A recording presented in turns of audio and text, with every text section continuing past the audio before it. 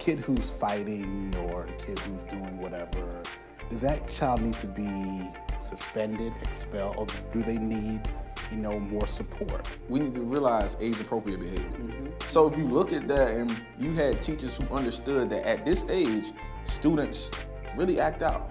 These boys, they're a little bit active around 9, 10 years old. So maybe I shouldn't suspend them. Maybe I shouldn't write them up and send them to the office. Maybe I should, turn my classroom around and manage their behavior a little bit better. Let's look at the states that don't have all these issues for wherever they're at, or if they have the least amount. What are they doing that we can kind of implement nationwide to try to address some of these issues? The easy fix is get the kid out 10 days, 5 days, but you've never addressed the root of the problem, and then it comes back.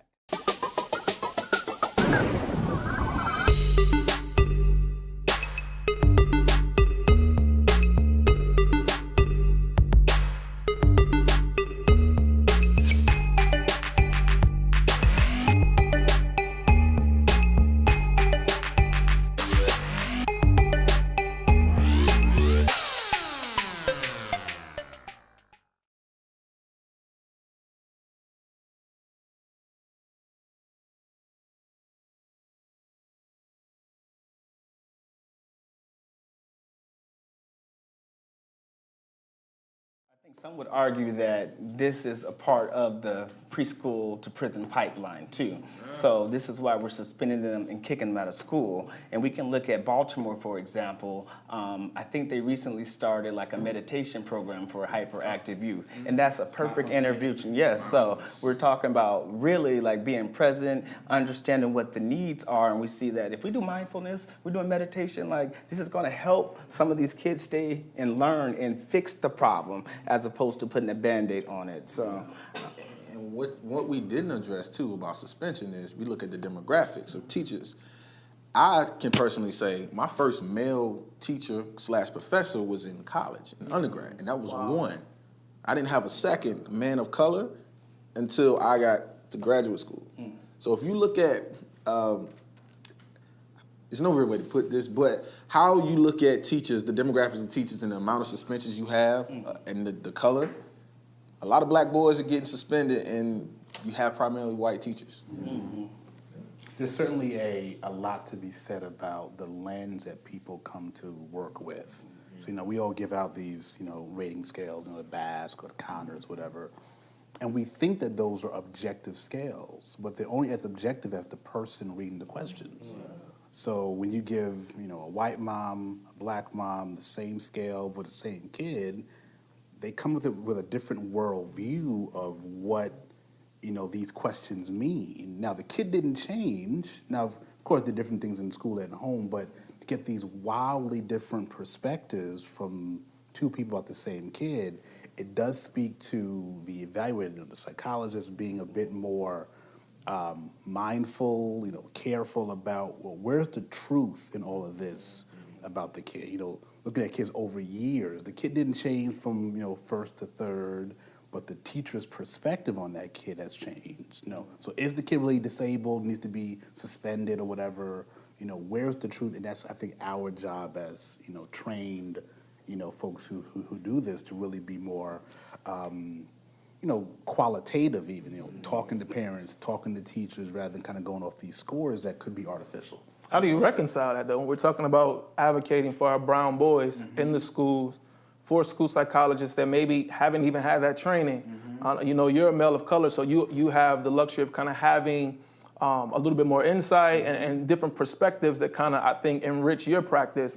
But how do school psychologists who didn't have training in cultural competence and issues of diversity, multiculturalism, how do they reconcile those two different ratings? How do they make sense of those things? I think it's conversation. I think when you get down to it, it's really sitting and talking to a teacher, explain what this T-score of 100 means. I mean, that kid is the most aggressive kid in the world. So what is he doing that makes that score that elevated? And talking to the mom. And then I think in conversation, you'll hear about the classroom dynamic. And then that should inform intervention. Well, maybe if you change the pace of your instruction or change the grouping or change, all these things that are not the kid's fault, but might lead to your perception of more hyperactivity, more aggression, more conduct problems. But I don't think there's a way to get at it until we really sit and talk to people. And I think that's a conversation that needs to be explored a little bit further. And going kind of back to the school shooting points, the president recommended that we arm teachers with weapons. And from the point that you just made about how different teachers respond differently to different students and not having that multicultural understanding, what is the danger in that? Or do you think it's a good idea? California wasn't just a situation where a teacher misfired a gun and some students were injured. That's all we need to talk about. No, like why would you arm teachers? Well, if we give them the appropriate training, Negative. Wouldn't the school be a safer You're supposed place? to have appropriate training to be able to get a gun. To be able to have a gun license, a concealed carry.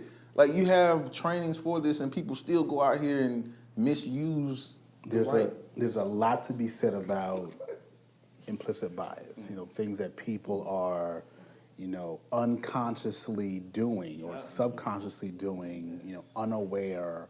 The whole thing about discipline, it's not the big ones. It's not the weapons or the drugs. It's the subjective disrespect, defiance, disruption. Okay, so you take a teacher who has a gun, and I perceive that this black kid who's 6'3", 250 is threatening me, I respond.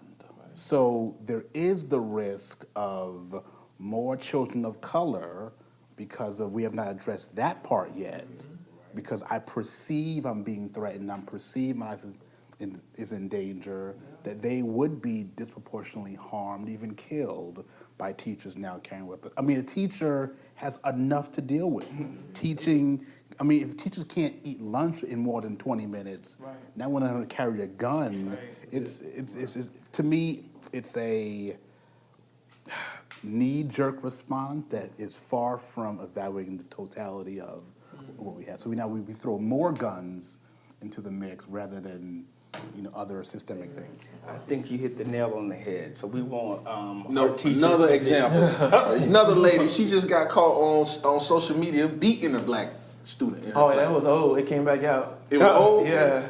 See what I mean? seen it though. It was old, but then she just now got fired with paid leave. Yeah. But that's a whole nother topic. I seen a meme that said, black parents are worried about what will happen if we arm our teachers because of the implicit bias that you just spoke to. Like, We'll be more worried. We'll be more worried. They're already worried. 'Cause they- Sending their kids out into the world, and to think that the school is a safe place outside of interpersonal issues with your peers. To think that school is going to be the safe place, and then to now have another potential harm or danger. It's like I could only imagine. Parents are always fearful already, and then now you're just exacerbating it by even pushing the idea of arming teachers in schools. We saw the student resource officers. You spoke about them not being trained. I guess a couple of years ago, slammed the girl out the desk. Can you imagine if they were able to have guns now? And then he's supposed to be trained, but teachers aren't even getting that training. So now you give them guns too. It's just, I think it's a knee-jerk reaction. And they can use the same script that the police use. I feared for my life. And that would be justification enough for our children being slaughtered in school. And so there are a lot of things that we need to consider. So where does the responsibility really lie for preventing things like this from happening? Guru, show us the way. In every community, I think we start with just who we are as people. And I think it starts with knowledge. I think there's so many misconceptions about psychology, mental health, therapy, treatment. I think the more we talk to our community about these things, the more we inform them about what we can do and how they can be their best advocates for themselves and their teachers. So I think it starts with just informing the community about what is school psychology. What do you do as a school? I kind of fell into the field by one of my mentors in undergrad that kind of told me about it. I never heard of it till almost out of college. So I think a lot of us just don't know what the field is. Coupled with that, I think we advocate for more culturally responsive approaches. even more gender-specific approaches. You know, treating a black woman is not treating a black man. So I think how we frame all of those issues for the community can be very helpful from people who are informed about it, like ourselves, and have some experience. And I think that's a great place to start, just to give more, knowledge about, what this stuff is.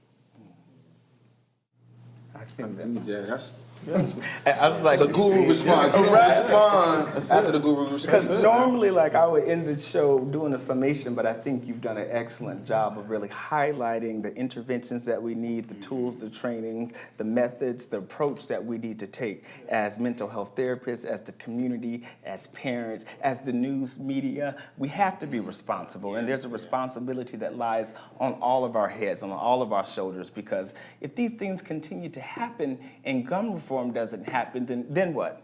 Like, we're stuck in the same loop that you talked about. Like, we have to start taking steps towards, progressive change and moving forward and changing the world. So thank you. My pleasure. For being on our show today. Thank you. Gentlemen, I enjoyed the conversation. And I know there's some things that we may or may not have touched on, but understand that this is only a snippet. So if you have something that you'd like to contribute to the conversation, please leave it in the comments. Send us a message, write us an email. If your student or your son are having problems in school, let us know. And we'll try our best to respond and address some of these things. So thank you today. That's our episode on, Fair East Side and Joe Clark. Maybe we should give the principal a bat. I don't know. Take the chains off the door. Take the shot. Cold 10. All right. Clark. It's all right. Oh, sorry. Smoke crack, don't you? He's still recording. Yeah, he's still recording. Dr. Drops. Barrett, can you Yes, sir. please tell us how we can get in contact with you on your social media, or where can people find more information? Sure, you can follow me on Twitter at CAB, C-A-B 5397. Instagram, Cab Publishing Company. And you can email me at charles@cabpublishingcompany.com. CAB Publishing Company .com. And will you be able to provide us with just like resources that we may be able to put up? Absolutely. Songs? Okay. Absolutely. I'm here to serve. So email, questions, I'm happy to respond. Put a few links up, Do what I can. documents. All right. Thank you. Be sure to like, share, tag, and follow. All right. So 6 degrees. Thanks for watching 6 Degrees.